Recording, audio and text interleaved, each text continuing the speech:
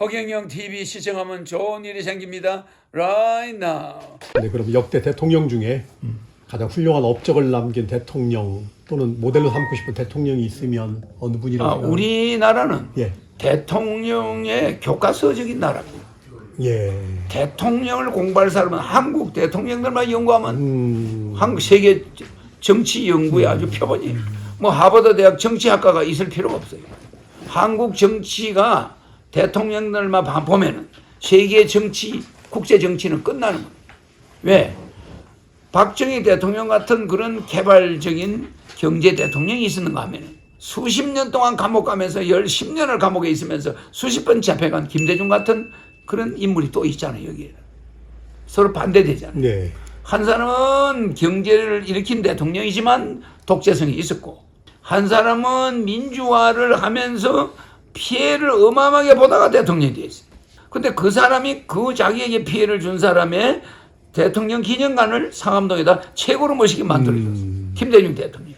그러니까 멋있는 사람이야. 그래서 노벨 평화상도 받았잖아요. 이 두 대통령의 인생을 보면은 우리는 우리나라가 위대한 나라라는 걸 알 수가 있어요. 박정희 대통령은 독일이 150년 걸린 경제를 15년 만에 우리는 하면 된다. 이래가지고 해낸 사람이에요. 근데도 김대중 대통령은 그걸 피해를 다 보면서 끌어안고 대통령이 돼가지고 박정희를 용서해요. 마지막에. 그러니까 이 위대한 두 대통령이 우리 정치의 하나의 샘플이에요. 그러니까 우리나라는 복받은 나라지. 그런데 그 뒤에 나타나는 이 대통령들이 조금 문제가 있죠. 예. 두 사람은 아주 위대한 대통령들. 그래서 박정희와 김대중을 칠 수밖에 없잖아요. 네? 이제 또 이제 경제 문제가 요즘 너무 어려워서 네. 제가 오늘 아침 사설을 그걸 썼어요. 심상치 않은 경제 위기다. 도대체 어떻게 할 거냐. 물가는 오르고 지금 환율을 여기 보시면은 요 어떤 신문의 사설에 예.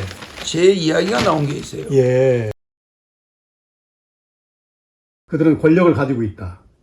누구도 들이댈 수 없는 무서운 무소불위 권력을 국회를 180의 거대야랑으로 철옹성 같은 만리장성보다도 더 높은 철벽으로 그들을 보호하고 그들만의 세상을 행복하게 살아가고 있는 것이다. 허경영의 말이 천만 번 맞다는 생각을 한다. 잘 들어보세요. 국가에 돈이 없는 것이 아니라 도둑놈이 많다는 허경영의 말이 맞다는 것이다.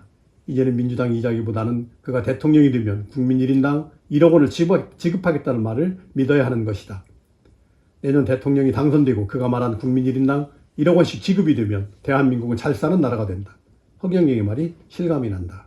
정치와 야합을 하여서 5천만 원을 투자해서 5천억을 벌이는 화천대유가 있다는 것이 허경영이 말하는 국가에 돈이 없는 것이 아니라 도둑이 많다는 말이 가슴에 와 닿는다. 필자는 그래서 허경영을 사랑하고 그의 말을 존경하는 것이다. 허경영 만세라도 부르고 싶다. 이렇게 되어 있네요. 그렇죠. 이 사설이 여기저기 많이 나와요. 저에 대해서 서울대 교수가 전화가 왔는데 네. 서울대 정치학과 교수가 정치외교학과 교수가 전화가 왔는데 교수들이 만나면 허경영이가 대통령 돼야 된다고 떠든대요. 그 옛날에는 그런 현상이 없었는데 요새 부쩍 그런데요. 예. 모이면 허경영 이야기를 한다는 거예요. 그 허경영이가 대통령 돼야 된다. 야, 그 돈도 받고 네. 그 사람 말이 맞다. 뭐 이런 식으로 지금 이 사설 쓰는 사람도 그러잖아요. 그렇잖아요. 그럼 분명히 허경영 만세라도 지금 부르고 싶다. 이러잖아요. 그러니까 제가 옛날 30년 전에 국가에 돈이 없는 게 아니라 도둑이 많다. 결론이에요. 이 사람들 몇 개 나오는 박정희 대통령과 김대중은 도둑놈이 아닙니다. 그 사람들 두 사람은 사상이 뚜렷하게 있었어요.